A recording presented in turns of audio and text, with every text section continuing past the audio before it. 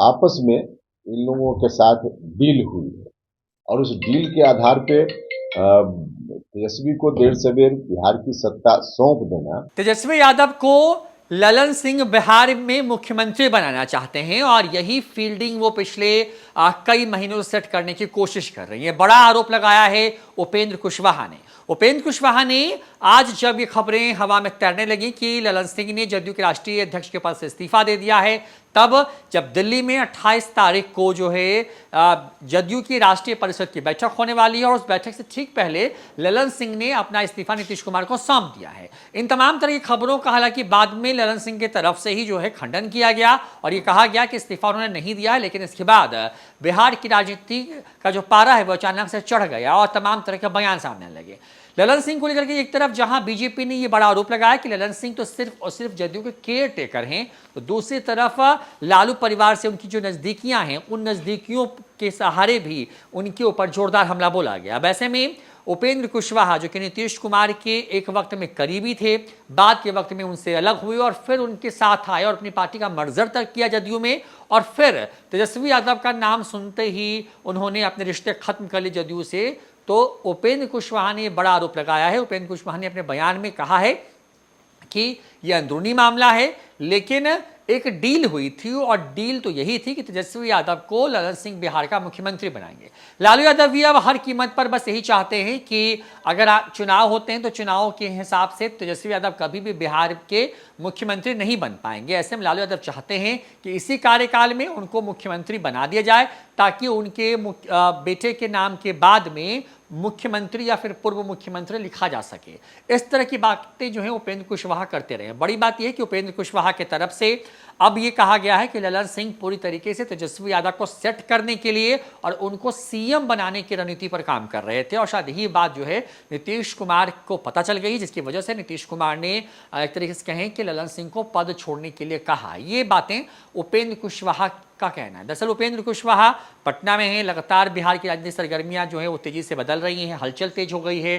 जदयू की राष्ट्रीय परिषद की बैठक दिल्ली में होनी है, उसके पहले जिस तरह के बयान सामने आ रहे हैं और जिस तरह की हवा बनाने की कोशिश हो रही है, उससे लग रहा है कि बिहार में आने वाले कुछ दिनों में कुछ बड़ा हो सकता है। हालांकि नीतीश कुमार और तेजस्वी यादव ये लगातार कह रहे हैं कि बिहार में महागठबंधन की सरकार बहुत इंटैक्ट तरीके से काम कर रही है। आज की ही बात करें तो आज बिहार के नियोजित शिक्षकों को सरकार ने बड़ा तोहफा दिया और राज्यकर्मी का दर्जा देने की का जो नियम है उस पर कैबिनेट ने अपनी मंजूरी दे दी। इन तमाम खबरों के बीच में ललन सिंह की खबर सामने आई, हालांकि बाद में खंडन हुआ, लेकिन इस पर खूब सियासत हो रही है और अब उपेंद्र कुशवाहा की तरफ से इस पूरे मामले पर ही कहा गया है कि ललन सिंह एक वक्त में जो कि लालू यादव के विरोधी थे, लालू यादव के खिलाफ कई मामलों में ललन सिंह ने सबूत तक दिए, वही ललन सिंह अब तेजस्वी यादव को हर कीमत पर बिहार का मुख्यमंत्री बनाना चाहते हैं। और जिस डील की वो बात उपेंद्र कुशवाहा लंबे वक्त तक करते रहे हैं, जब उन्होंने अपने रिश्ते खत्म किए जदयू से, तो वो कह रहे थे कि एक डील हुई है और इस डील के तहत ललन सिंह के कहने पर ही नीतीश कुमार ने बीजेपी का साथ छोड़ करके महागठबंधन यानी कि आरजेडी के साथ बिहार में सरकार बनाई। उपेंद्र कुशवाहा का यह भी दावा है कि जो डील थी वो डील यही थी कि तेजस्वी यादव को 3-4 महीनों के अंदर मुख्यमंत्री बनाएंगे, लेकिन ये महीने दर महीने वक्त बढ़ता चला गया। उसके बाद जिस तरीके की नज़दीकियां उनके सामने आई और जिस तरीके से एक प्रेशर बनाने की कोशिश हो रही थी, उसी का ये नतीजा है कि अब ललन सिंह को लेकर के इस तरह की खबरें सामने आ रही है। अब उपेंद्र कुशवाहा ने ललन सिंह को लेकर के कौन सी बातें कही थी, आपको सुनवाते हैं। तो शुरुआती दौर से कह रहे हैं नीतीश कुमार जी का एनडीए से नाता तोड़ना, महागठबंधन के साथ जाना, उसके कुछ दिन के बाद ही खबर आने लगी थी कि कोई आपस में इन लोगों के साथ डील हुई है और उस डील के आधार पे तेजस्वी को देर सवेर बिहार की सत्ता सौंप देना और आरजेडी में जेडीयू को विलय कर देना। यह तो पहले से, अब ठीक है कि कुछ राजनीतिक परिस्थिति, कुछ व्यवधान, कुछ पार्टी के अंदर के लोगों का विरोध, समर्थकों का विरोध, इसके चलते कुछ मामला बीच में रुक जाता है। अदरवाइज डील तो पक्की है इन लोगों की और उसके आधार पर बाकी लोग इस डील को भले आगे पीछे करें, लेकिन लालू जी कहाँ मानने वाले। लालू जी का तो एकमात्र मकसद है अब राजनीति में कि उनका बेटा कैसे मुख्यमंत्री बन जाए, क्योंकि मालूम है, उनको भी मालूम है कि कभी भी जनरल इलेक्शन से जनता उनके बेटा को मुख्यमंत्री नहीं बनाने वाली है। तो उस इलेक्शन से पहले एक बार मुख्यमंत्री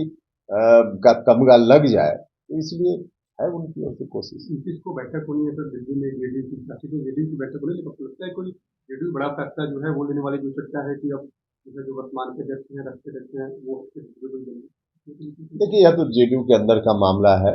लेकिन हम तो शुरुआती दौर से बोल रहे हैं कि कुछ भी एक्शन, जब से महागठबंधन से इन लोगों ने रिश्ता जोड़ा और नीतीश जी ने तेजस्वी के नाम की घोषणा की,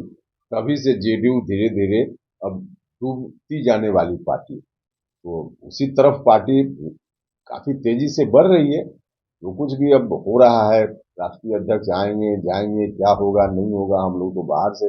आप लोग जो खबर देते हैं उसके माध्यम से चीजों को देखते हैं, सच क्या है हम लोगों को क्या पता। लेकिन कुल मिला जुला कर अब जेडीयू भी